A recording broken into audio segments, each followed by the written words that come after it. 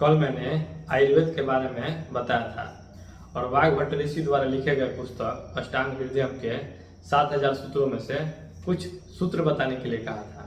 तो चलिए एक एक करके इन सूत्रों के बारे में बात करते हैं जिनके बिना हम स्वस्थ जीवन की कल्पना भी नहीं कर सकते। पहला नियम या पहला सूत्र, वाघभट्ट जी कहते हैं भोजन बनाते समय या भोजन पकाते समय पवन का स्पर्श और सूर्य का प्रकाश मिलना जरूरी है उस भोजन को जिस भोजन को आप पका रहे हैं।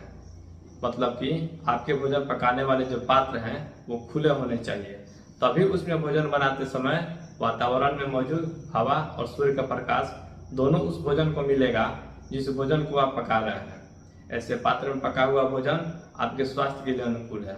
इसके विपरीत अगर आप ऐसे पात्र में भोजन पकाते हैं जो बंद है, जैसा कि प्रेशर कुकर जिसका बाहर के वातावरण से कोई संपर्क नहीं है, तो ऐसे पात्र में पका हुआ भोजन बिल्कुल भी न खाएं, क्योंकि ऐसा भोजन कई सारी गंभीर बीमारियों को जन्म देता है।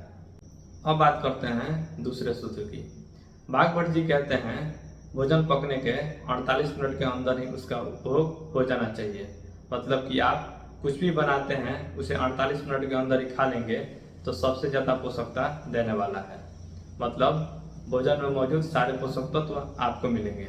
इसके बाद भोजन में मौजूद पोषक तत्व धीरे धीरे खत्म होने लगते हैं। अगर आपने 4 घंटे के बाद भोजन किया तो कम पोषक तत्व मिलेंगे, 8 घंटे के बाद किया तो और भी कम, और 12 घंटे के बाद बिल्कुल ना के बराबर, और इसके बाद से भोजन का सड़ना शुरू हो जाता है।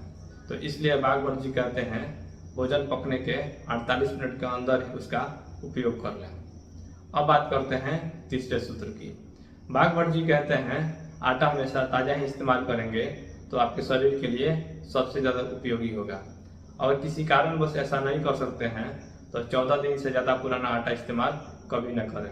यह नियम सिर्फ गेहूं के आटे के लिए है।